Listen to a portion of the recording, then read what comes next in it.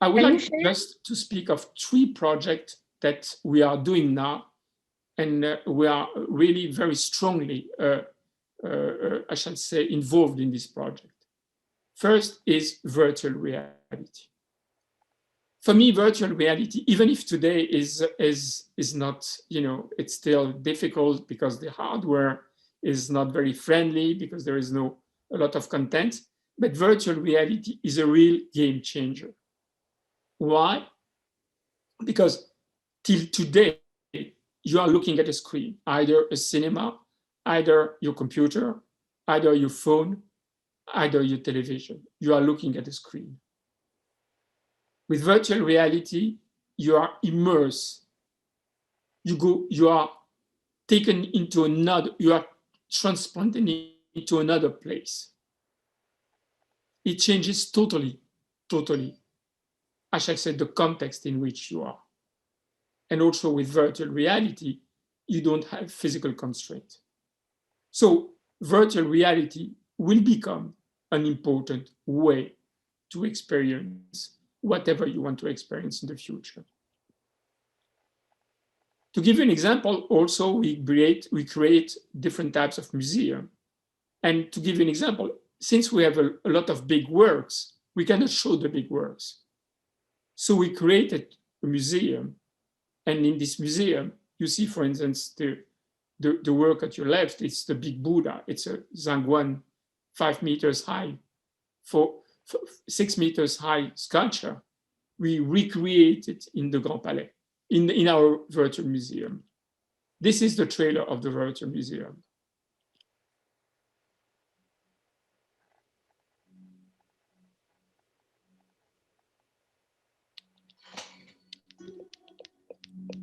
Can you share? Your computer works now? Yeah, you don't see it? I think you have to reshare screen. I close the screen share to have your. No, you close the screen share. Okay. Okay, now it works. Okay. It works? Yes. Okay, I'll move if I can move.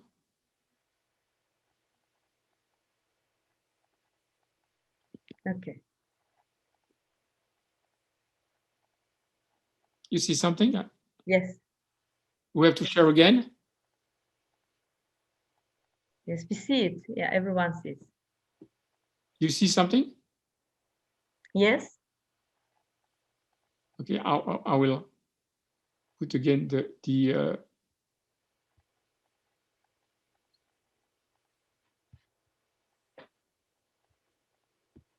1 minute. I have to launch again the.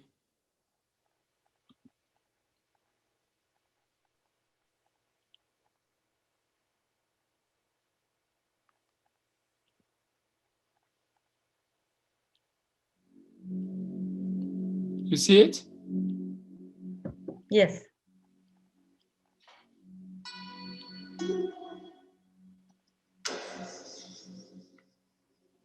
So we've put in this museum our biggest works.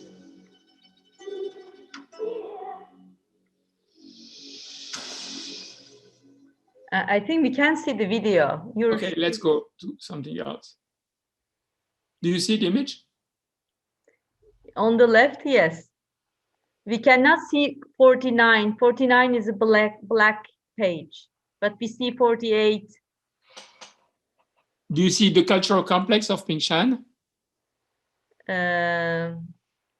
If you make it bigger, yes, we will see. We see small on a small page on the left-hand side. I don't understand because You have to make it F5 to make it bigger. F5? Yeah, to show each page on your screen. 1 minute. I don't understand. Because I relaunched the. Yes, the your diaporama. page. Okay. We're yeah. Now we see it. Yes, the cultural complex of Shanxi. Okay. You see it? Yes. Okay. You see the persons?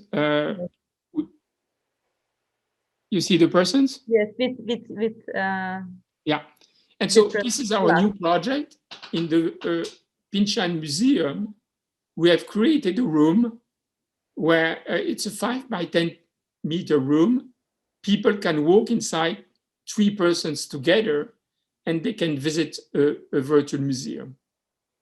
And they have their avatar, and they can visit a virtual museum. This is it will be a permanent room in this museum near Shenzhen. What is the missing audience for us?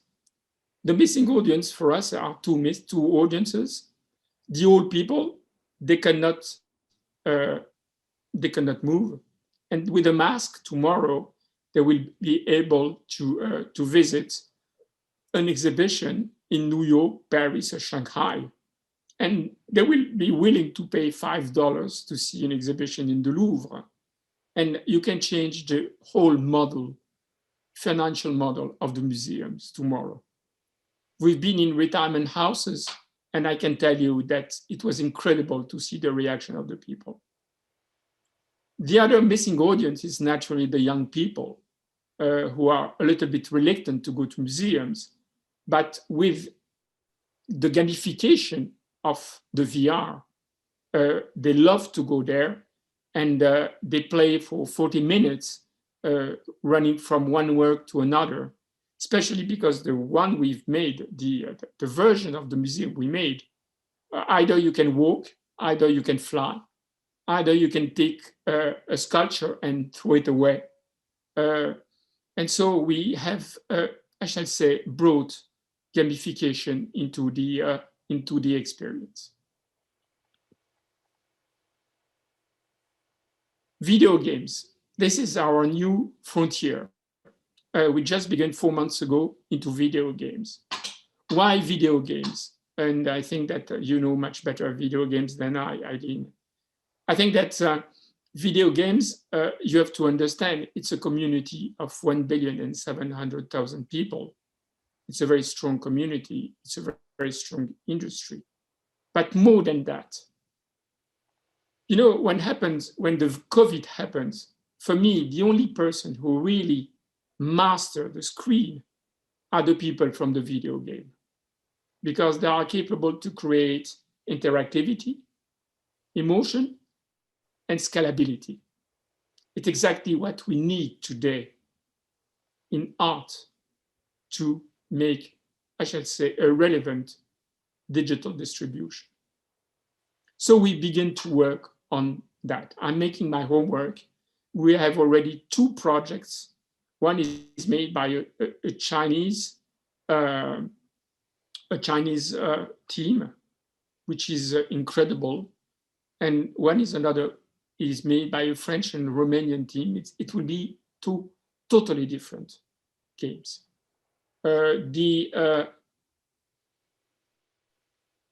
Coming back to also the reason why we went to video games, I think it's because it's the language of our time. And just an example, there was an article of Virgil Abloh who said, you know, that more and more the fashion industry will use it. And if we keep on doing, you know, today, the competitor of the museums are not just Crunch or Netflix. It's also it's funny because my diaporama is no more working, but I cannot really move the image. What you can see here is that okay, let's make like this. Today, for the museums, their competitor is not just about other museums, but it's also about Netflix and also about the video games candy. And what is interesting is that there was an article just a few days ago, and what they were telling we'd love to work with Netflix again. This is the museums today. The museums today are asking to work with Netflix. So this is something also very new, is that the museum have understood that they have to, I shall say, to conquer all types of spaces. And, to only think that they really want to go to Netflix is a real kind of cultural revolution.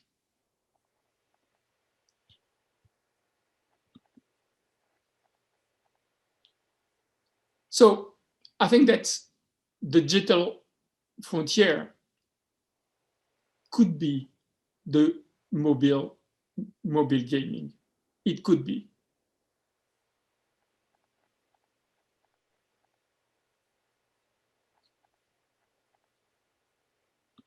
This is a totally new project that we have. It's VR and video games on social platform. One of the most famous social platforms is Fortnite, where you have millions of people playing on that. You have concerts. When there is a concert on Fortnite, there is millions of people going to listen to the concert. And so we decided now with two artists, Lily and Hongwei, to go to, I shall say, to work on creating, I shall say, this kind of new village, art village on the platform, where people will walk inside, where we will create also live events. We will create a real village. And what is interesting is we are inspired by the village of the 80s in China. And we will put some works in the windows, works inside. It will be something very lively, like it was used to be in China in the 80s. So this project we will begin in January, and we hope to finish it in 1 year. But it's very important for us to be also on social platform where everybody will be capable with this avatar to go and visit with someone. I will be able to visit with you, Aline, you're in Istanbul, and I'm in Paris, and we can have a chat walking on this village and visiting an exhibition. This is for me a very important one. Envisioning the future. I've taken this image, which is a photo of a street, I shall say a street work, purposely. Because for me, the future is about disseminating art, is about democratizing art. And I think that for me, the good example of an artist of the 21st century at this time is Coase. Coase is turning, he has totally revolutionized the way artists behave, totally. He came from the street art, and if you look at today, some of the numbers, it's incredible. His paintings is 10 million. He's everywhere. He's producing also AR works. He's producing also for Uniqlo. And his total turnover was $900 million last year. Third after Jeff Koons. This is the prototype of what is an artist of the 21st century. And he has no exhibition in museums. So you understand how the making of an artist has totally changed today. Totally changed today. The other thing which is very important for me is I'm very inspired by Walter Benjamin. I think Walter Benjamin, I really encourage you to read all his books. But he was one of the first to really put on the table the idea of desacralization of the art world through the reproduction, the industrial reproduction. I think that we'll have the same thing in the art world. I think like music, like for the books, like for the videos, like for the cinema, I think that tomorrow, the art world, because the replicate will be very easy, because of the digital distribution, you will have a kind of desacralization of the notion of the artwork. But already you have it with the luxury industry. The luxury industry is the first step also in this direction. Naturally, people will go to museum, like people go to concert, like people go to cinema. You don't have the same experience in a concert than you have in your home listening to Spotify. But what is interesting with the music industry is that you can today experience music either by going to a concert, and the artists make all the money now in concerts. You can listen to Spotify, but where do people discover music? It's on YouTube. YouTube is an enhanced experience of the original music. And so you will have with VR, you will have with video games, this kind of enhanced experience.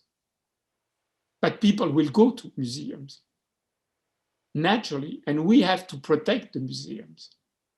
It's fundamental, but we have to protect the museums by giving them the revenues to make them still alive and independent from the governments and from the patrons. My final thoughts. What I've tried to show you, but it's just my point of view. It's once again, I want really to be clear. I wanted to show you that art is becoming very complex. It's very complex today. If you look at art, we speak of the business of art, but speak of the industry of art more than the business of art. The business of art is a very limited business. The industry of art, it's a huge industry, a huge industry.